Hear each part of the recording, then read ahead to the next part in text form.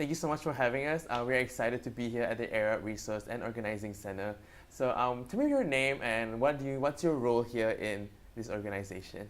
My name is Lara Kiswani, and I'm the Executive Director of Aroc, the Arab Resource and Organizing Center. Oh, nice. Yeah, so tell me a little bit more about yourself and what you do here as a director in this organization.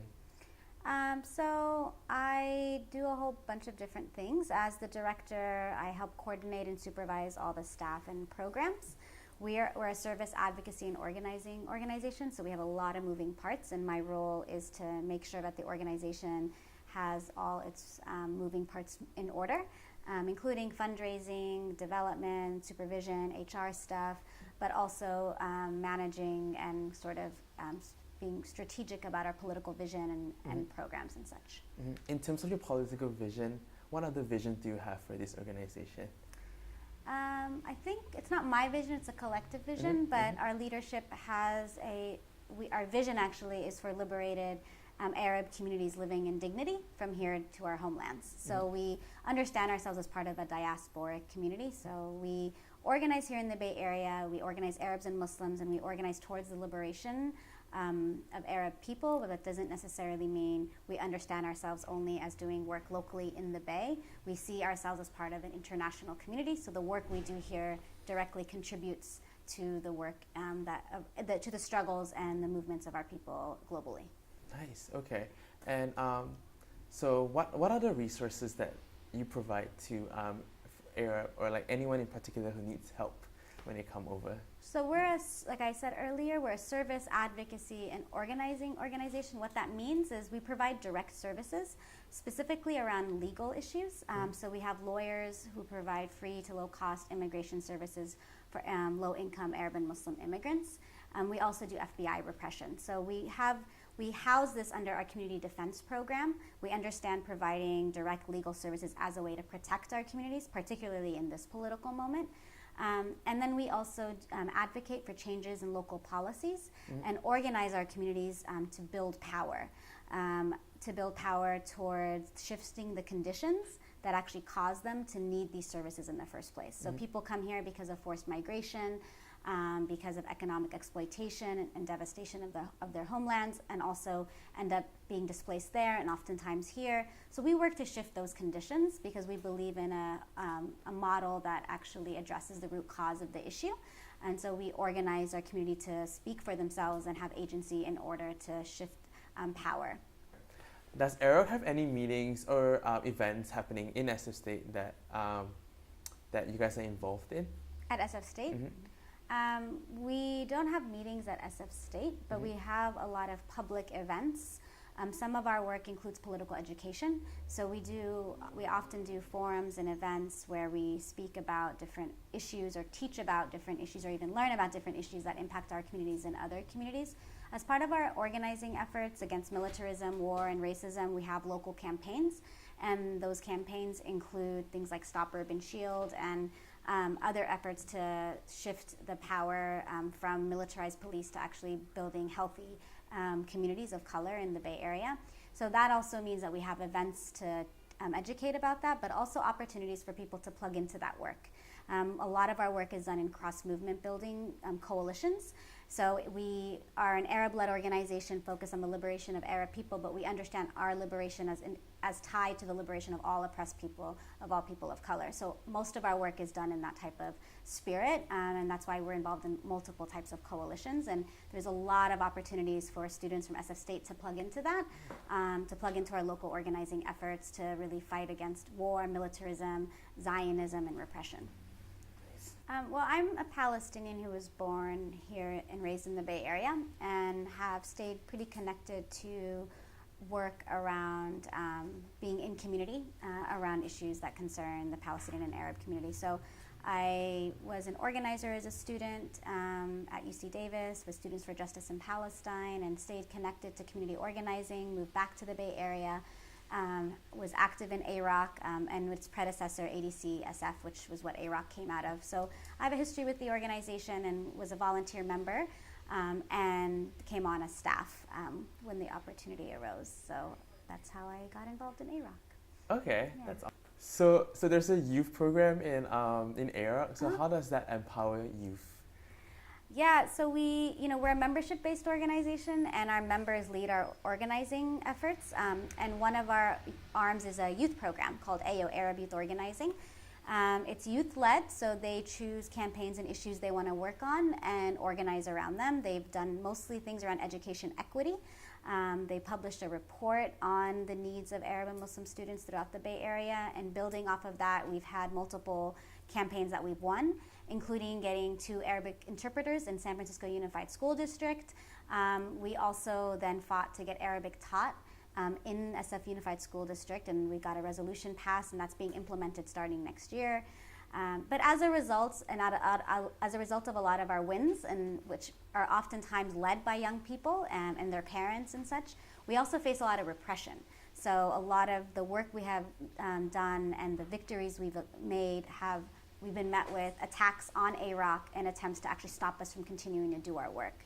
So that's why one arm of our work is to do organizing against war and racism, but also against repression. We see that as part and parcel of understanding your role as an organization committed to social justice. You will inevitably face attacks by those in power who want to maintain the status quo. Wow, that's nice. Are there ways for people outside are there ways for people outside the Arab community to help Aroc? Yeah, I mean, so Arabs and Arab students at SF State should feel welcome to join our membership if they want to get involved. We have a membership. They meet monthly, they lead our campaigns, and can take part in multiple coalition spaces. So we definitely want to develop the leadership of new young people. So anyone interested in Aroc membership should contact us. But allies as well, there's opportunities to engage in our campaigns and our coalition efforts, opportunities to support us in our effort to stop Urban Shield, the largest militarization expo and war games training that happens every single year right here in the Bay Area. So we're fighting to stop that. And that's an effort that we believe impacts all people, all oppressed people, poor people, and people of color. And there's also ways in which you could support Aroc in our effort to fight back against attacks on our work. So San Francisco Unified School District, as a result of pro-Israeli interest groups putting pressure on the district to not have Aroc do its programming in public high schools, has put our MOU on hold, meaning we're technically not allowed to even work with Arab students anymore in the high schools. Luckily, we have deep ties to the community, and we still run our program from in particular schools and also in our own center. But the fact that a pro-Israeli interest group is stopping our ability from being able to technically work in San Francisco Unified School District, we understand that is absolutely racist and xenophobic. And we're asking for people to also call on the district to renew our MOU, but also to stand up to xenophobic, Islamophobic, and racist attacks on people, and particularly in this moment. It's pretty horrific that these types of things continue to happen, and that Palestinian organizing is often singled out. Yeah. How does that affect the students then? Well, in this political climate, what that means is that Arab youth are not able to have youth programming during the schools, to have a space to work through how they're feeling, to engage in leadership development, and to address issues of racism and xenophobia in their schools, in society, and in community at large. Aroc provided that space. Our youth program going in there, working with Arab students, carving out a space for them in their schools to be together, to work through issues, to navigate the experiences of being an Arab and Muslim in the United States. That's not an easy task, and I think the fact that now Aroc is not able to do that, and we're the only Arab organization in the city doing that work, it means that those youth are stripped of their right to actually have that kind of space like all other students in other communities throughout San Francisco. I find it right.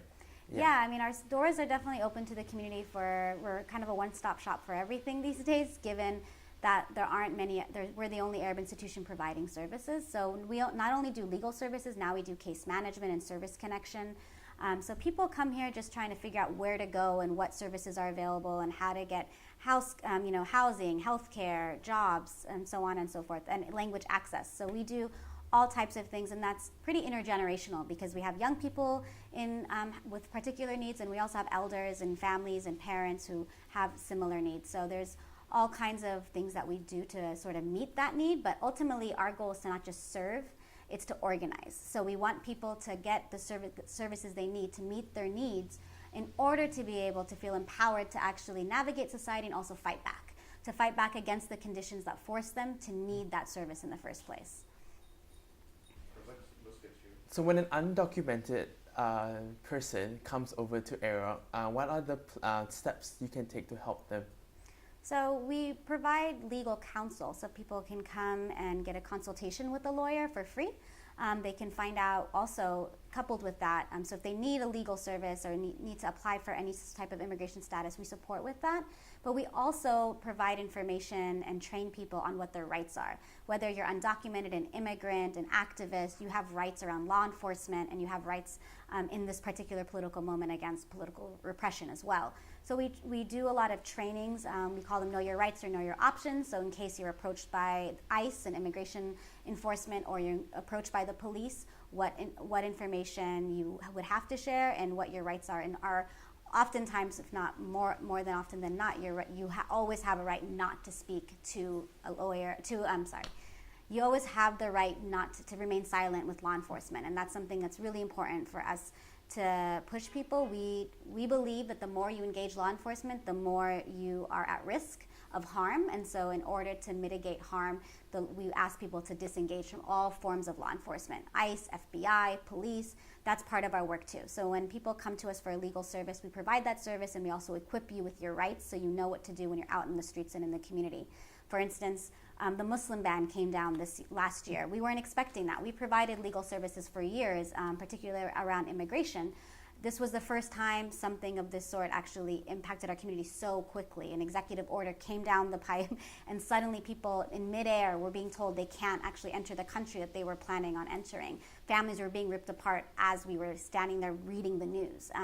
And so we organized the SFO shutdown. So we showed up at the airport, we mobilized thousands of people with our Bay Resistance Network and our natural allies and partners, and we were able to get our families freed, right, in that moment. So people that were being detained were let go, and once they were detained, we left the airport.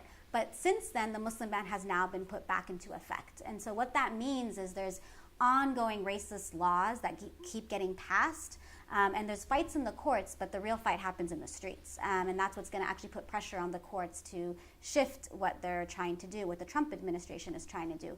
But all of that has really reshaped our service work. So now we've hired up. We have more lawyers we have 2 lawyers. We've never had 2 lawyers before. We've really tried to bolster up our legal work because we understand that as community defense in this moment, there's ongoing attacks against immigrants and migrants in this country, and we want to be able to serve our people ourselves and meet the needs they need and what they are sort of needing in order to navigate society. But we want to do that in a way that empowers them to shift those conditions again. So our legal services are a big piece of our work, and immigrants do come, undocumented and otherwise, do come in our doors, often needing just housing, not always just a legal service. But we always remind people, more importantly, that you have rights in this moment, regardless of your status, and you should know your rights because that's power, when you know what it is that you can or can't do in society. So if someone's interested in helping out Aroc, what's the best way to contact you guys? They can go to our website, araborganizing.org. They can email us at info@araborganizing.org and call us. We are pretty accessible, and we're always happy to connect with people that are interested in really shifting racist laws and conditions in order to build power for all oppressed people. Awesome, thank you. When Arab-speaking immigrants come over here, they might feel nostalgic, and is there a way to make them feel at home? Are there any events happening around and that can help them?